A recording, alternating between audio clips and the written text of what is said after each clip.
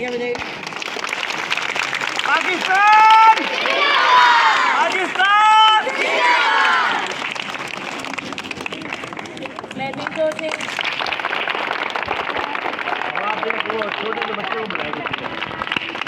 आज हम सब लोग जश्न आज़ादी के सिलसिले में ये प्यारे प्यारे बच्चे हमारा आने वाला मुस्तकबिल पाकिस्तान की खुशी में बनने की खुशी में अभी केक काटेंगे।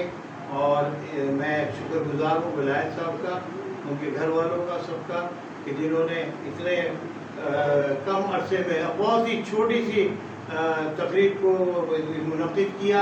बल्कि छोटी नहीं है, ये बहुत बड़ी है, बहुत उजलत में मुनक़िद किया है। और एक नारा लगाते हैं, पाकिस्तान जिंदाबाद। आप ही को बुलंद आवाज़ से पाकिस्तान जिंदाबाद। आओ भाई इधर आओ, चलो काटो।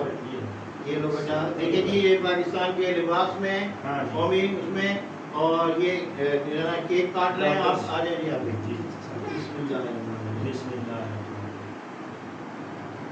पाकिस्तान पाकिस्तान जिंदाबाद। अल्लाह सलामत रखे। नसीम उस्मानी साहेब जिंदाबाद। अभी आप सबको केक खिलाएंगे। अब आप ले जाए केक भाई, अंदर कटवाएं। और ये सब है, आप भी काटोगे।